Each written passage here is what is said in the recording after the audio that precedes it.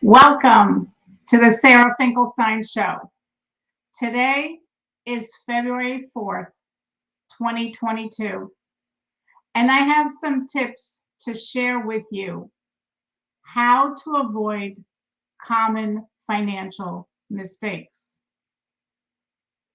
So here we go.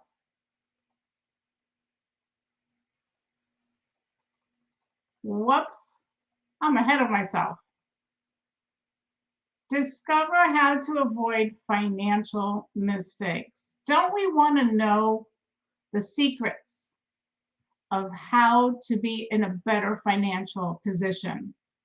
And in order to be in a better financial position, we have to know what those common mistakes are that most people make and don't do them.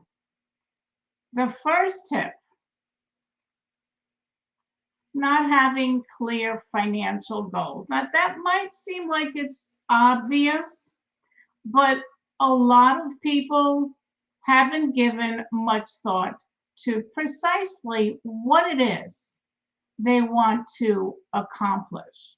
So when your goals are vague, it's hard to reach them.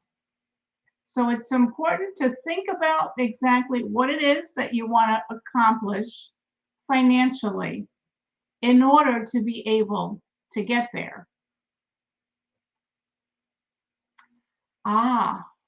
Unrealistic expectations. Now, let's face it, it does take time to build a nest egg. It doesn't happen overnight. It does take planning. It'd be great if we could all be multimillionaires tomorrow, wouldn't it? But that's not reality. So we need to be realistic, because if we have grand expectations and they are not realistic expectations, we're going to get very disappointed. So please be realistic with your goals. Give yourself the time that you need to accomplish them. The third tip is budgeting. So many people do not have a written budget. Yeah, they might know what they're paid for their mortgage or their monthly rent. They might know approximately what their food bill is. But until you actually commit to writing it down on paper, it's not 100%. And the benefit of writing it down on paper, everything that you spend money on, the benefit is you could see black on white exactly where your money's going. How often have I heard somebody say to me, gosh, I just don't know where my money goes? Because we go through our daily activities and we spend money without even thinking about it. So if you have it written down in a budget, you will be aware of what you're spending and where you're spending it. It's so important. You know, they say the first way to solve a problem is to become aware of it. So we must be aware before we can find the solution. And budgeting must be done on paper. The failure to realize the impact of inflation. Inflation erodes our purchasing power.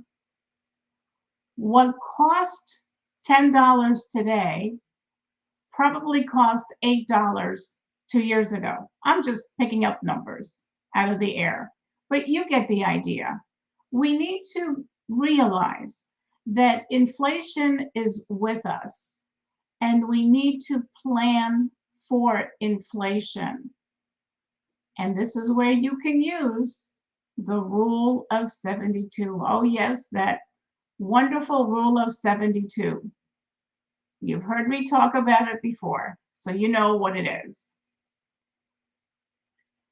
Failure to diversify your investments.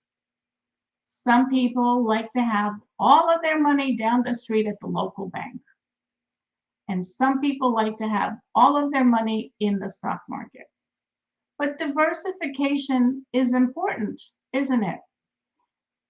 Its job is to protect your nest egg. So it's important to diversify between different types of investments, some that are very safe, some that are more risky.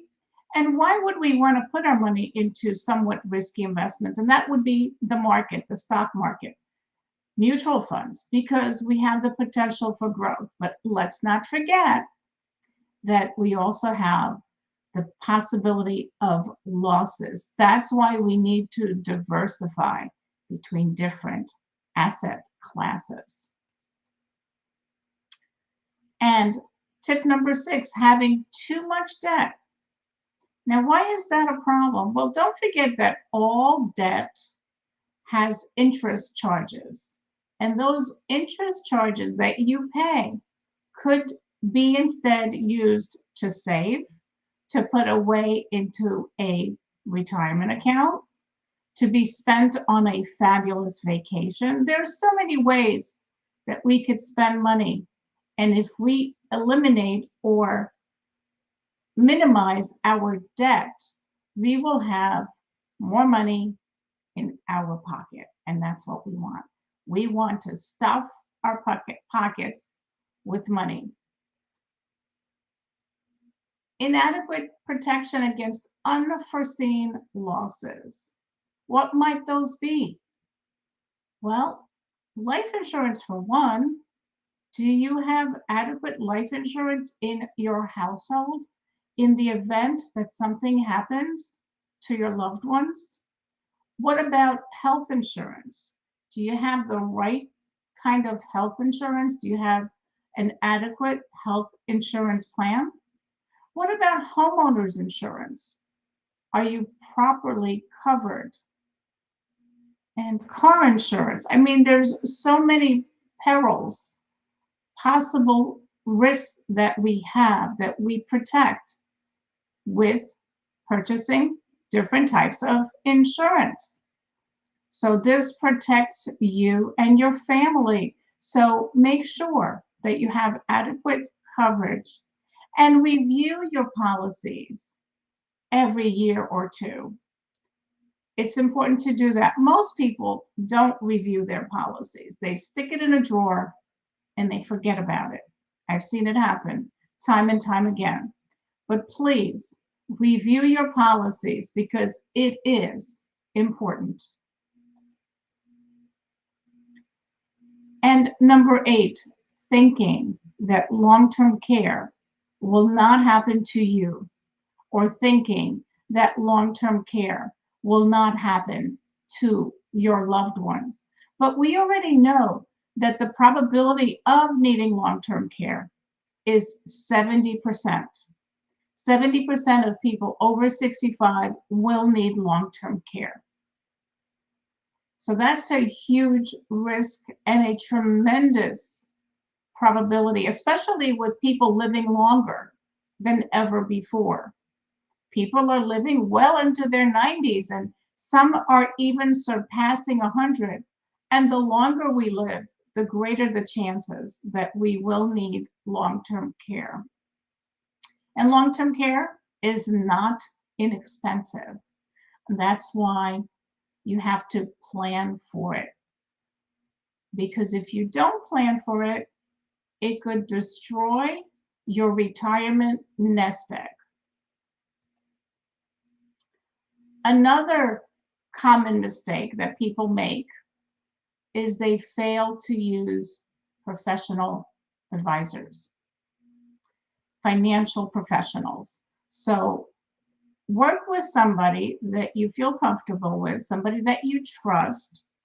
You'll be much, much better off because you know the saying, 2 heads are better than one. And some people have more than one financial professional that they work with, depending upon their size of their nest egg.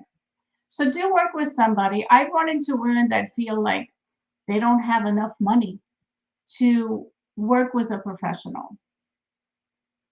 But those people that don't think that they don't have a lot of money are probably the ones that need more help than the people that have maybe tons of money. So do work with somebody. I am sure that there's somebody out there who is a good fit for you. And tip number 10, avoid this one too. Keeping too much money in bank CDs and savings accounts. Now, why is that a problem? We all know the money in the bank is quote unquote safe, but the problem is it is not growing. We need our money to grow to keep up with inflation and preferably outpace inflation. We need our money to grow for our financial futures. If all of your money is sitting in the bank, and we know our interest rate environment currently is low interest rates. So your money actually sitting in the bank is losing money. And when you get to retirement, you want your money to work for you.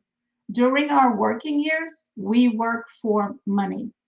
But in our retirement years, we need money to work for us. So in summary, here are the top 3 tips that I recommend you implement sooner rather than later. Number 1, use a financial professional. Number 2, don't forget to diversify your investments. And number 3, write out clear financial goals.